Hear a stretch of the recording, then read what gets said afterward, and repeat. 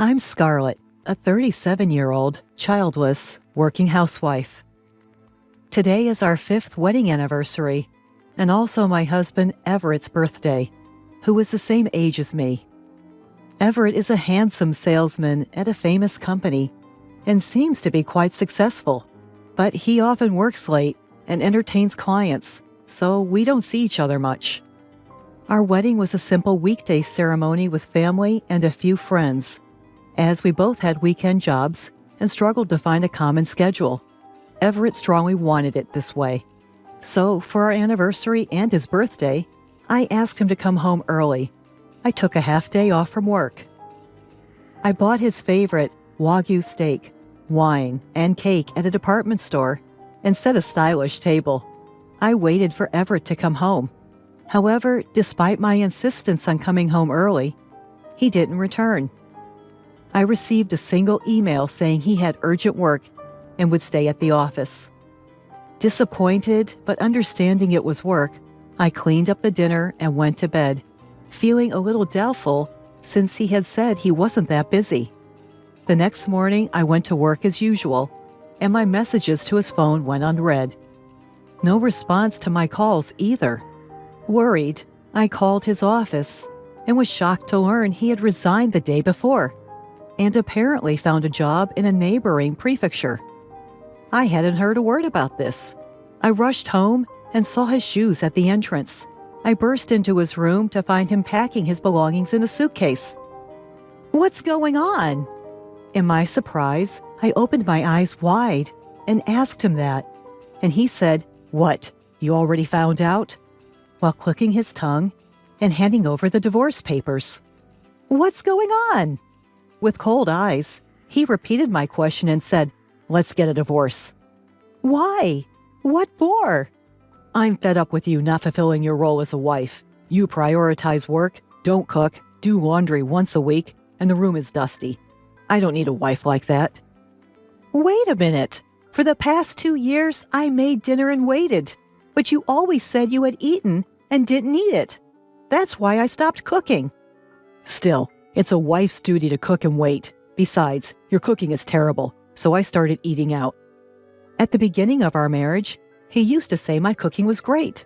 I shuddered at his cold voice and argued that we had agreed when we got married that I would do the laundry and cleaning on my days off, Wednesdays and Thursdays. But he just rolled his eyes and said, "So, I should put up with a dirty room from Friday to Tuesday? That's a joke." "What happened to you all of a sudden?"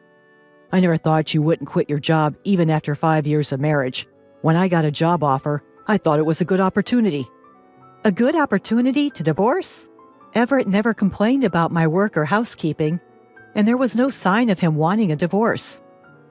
"Well, you never noticed how dissatisfied I was. I don't need a wife like that.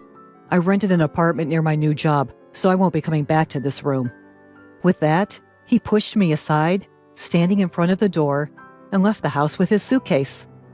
I stood there dumbfounded, unable to comprehend what had happened. A week later, I attended a high school reunion. I wasn't in the mood to go, but I had already paid the membership fee, and I hadn't been able to contact Everett since then. I was feeling frustrated every day, so I thought it might be a good change of pace. When I went, there were divorced and single mothers among my classmates, and everyone was living strong lives. Until then, I had only hoped for an improvement in my relationship with Everett, but when I thought about it, if we reconciled, I would have to follow him to his new job location. If that were the case, it would be impossible to stay at my current job considering the daily commute, even though it's just in the neighboring prefecture. On the other hand, after working for 17 years since graduating from junior college and receiving a decent salary, it would be almost impossible to earn the same income in the new location. Everett had completely rejected me, and I began to think maybe I should give up. What made it definitive was a phone call from Everett urging me to move. We had been living in a rented apartment, and Everett was a tenant. The lease renewal period was approaching, and it seemed the real estate agent had contacted Everett. "I told them we'd move out in a month, so get rid of everything by then." "I'm still living here. And you didn't consult me at all, I complained, to which he replied, I'm the one renting it. I don't need to consult you, in a combative tone. I realized that it was really hopeless and said, Fine, I'll clean up my stuff this weekend or next weekend. Get rid of not just your stuff, but also everything left in my room and the furniture. What? I was ticked off when I heard that. What are you talking about? This room was originally rented by you when you were single, and most of the furniture has been used since then. Most of the other furniture and appliances were bought with your credit card. I'll dispose of the furniture and appliances I mainly used, but naturally, you're responsible for disposing of the rest and covering the disposal costs. When I replied, he hung up. What a stingy man, taking only his precious belongings and leaving all the cleanup to me. This made me determined to divorce him. Over the weekend, I sorted out the closet, reminiscing about the happy times we'd had since we got married. There were many things belonging to both me and Everett. Among them, I found his high school graduation album. Come to think of it, all the friends Everett introduced me to were from after college. I absent-mindedly flipped through his graduation album. That's when I noticed something unexpected. I submitted the divorce papers and reported it to Everett by email. A week later, in the evening, I received a reply from Everett with a picture, which was a marriage registration form for him and a woman. I was astonished and stared at it when he called me. Did you see it? What does this mean? It's exactly what it looks like. I just had a wedding ceremony and remarried that woman. You're kidding. She's super beautiful, rich, and has a great personality. She asked me to marry her as soon as we divorced. This is proof. Isn't it amazing? So you were cheating on me while we were married?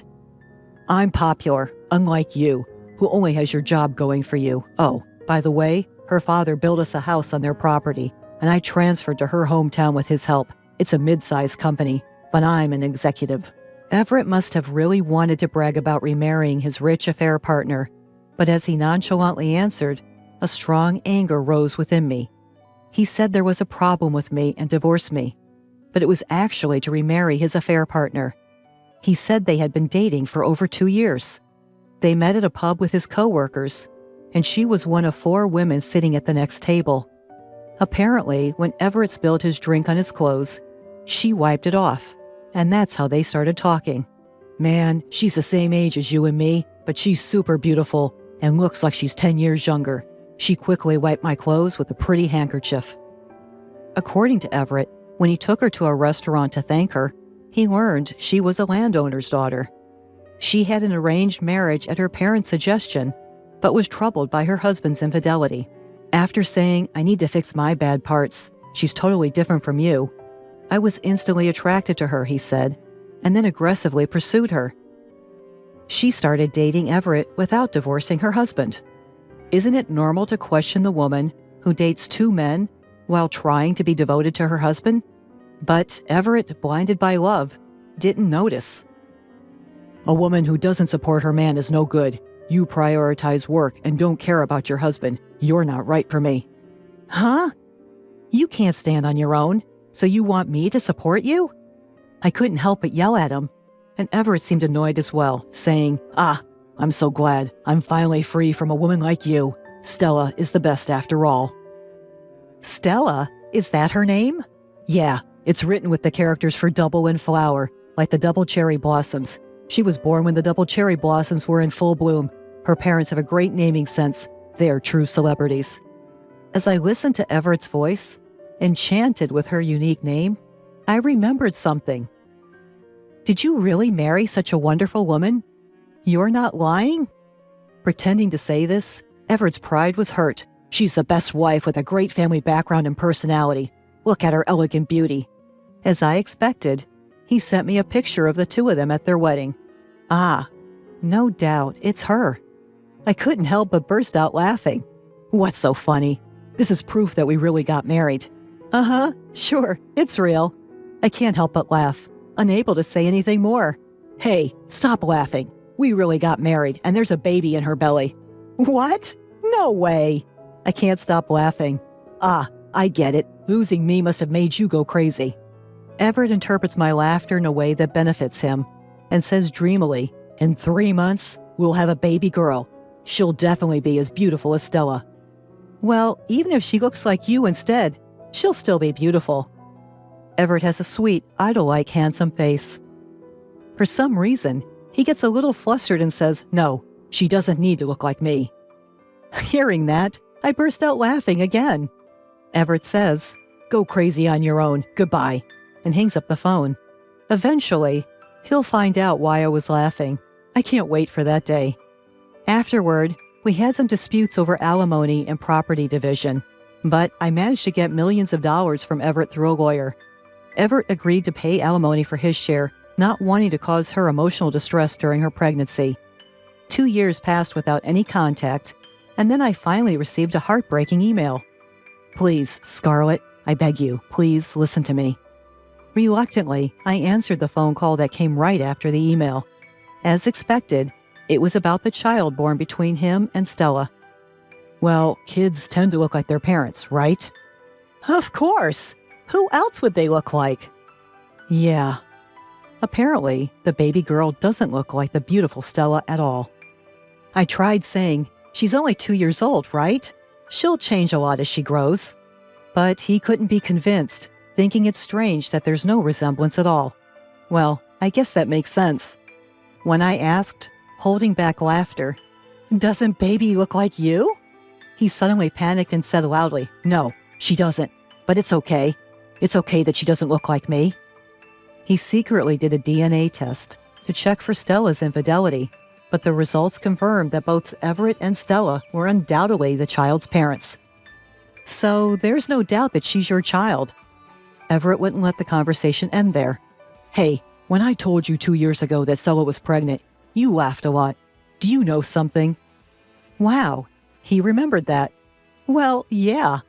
Actually, Stella and I went to the same high school and were in the same grade.